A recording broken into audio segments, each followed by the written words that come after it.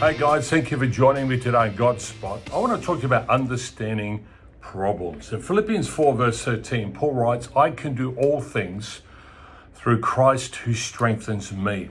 Now most people have heard and know this scripture is often very quoted, especially when you're between a rock and a hard place. But the context of the scripture is really interesting because Paul is encouraging the church of Philippi because they're facing certain persecution. And he's trying to encourage them that it's okay, you can do this, you can get through this. But when he writes this, he's actually writing from a church in a Philippian jail cell. It's really interesting.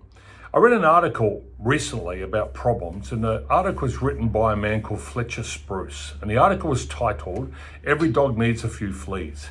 As a kid, apparently, he observed the different temperaments of different types of dogs, and he noticed that the dogs who are healthy, active, and useful are the dogs who had fleas.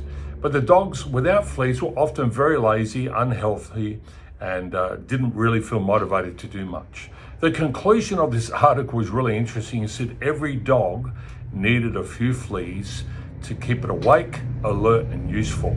Now, just as fleas are good for dogs, so are problems good for you and I. It was the psalmist who wrote in chapter 119, verse 71, he said, it was good for me to be afflicted. You see, there's something about problems that irritates us. And in irritating us, it helps us become better people.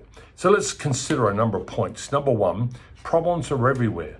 You know, someone said problems are like armpits. We all have one. And it's a bit of a funny type of quote, but think about it. Problems are no respecter of persons. Doesn't matter how good you are, doesn't matter how righteous you are, how faithful you are. Everybody faces problems, and we're going to have days like the famous singer John Denver sang about, some days are diamonds, some days are stones. It's just going to happen to us, and we're going to face them. And when Paul writes this scripture, what he's saying is in those moments we're going to know our need of God, because problems are everywhere. Don't think you're the only one. Secondly, yes, problems are obstacles. I understand that. You can whinge and pout about it, or you can sit there and think about what's the solution? How do I get over, under, or around the obstacle? We also know that problems are predictors. No problems will leave you tomorrow where you are today. It is in those decisions, when we face a problem, that we make in regards to the problems that predict often our future. If we can resolve the problems today, it often opens doors for the future. Problems also teach us. They're a lesson to be learned.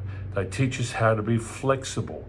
I remember having a bunch of kids one time. I was teaching them. They were very disengaged with school.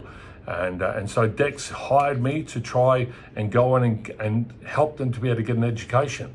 The first day I went in, I said, look, we treat you like adults. If you don't want to be in class, you don't have to be here. They all got up and walked out. And I looked at the mentors and we all laughed. I said, well, that didn't work. And so individually though, the next day I had to go back in with another plan. Had to learn to be flexible, had to learn to be fluid. And I was able to get at least 1 hour of work out of every 4-hour session with them, which is a huge accomplishment. We also know that problems give messages. They are indicators, measuring progress and development. They are trying to communicate to us and get our attention that there's a problem. And they sometimes yell at us, other times they nudge us, but whatever problems cannot be ignored. You can't just sit back and ignore them. You got to analyze them and try and understand where the problem originates and what is the solution. And finally, as I just said, all problems are solvable. Every problem has an answer. It's easy to point out a problem, but it's another thing to have a solution. When you have a problem, think it through, ask God for wisdom, and find the solution and activate it. Hope this helps you. Hope it ministers to you. Hit the like button, share it with someone else. Thanks for listening.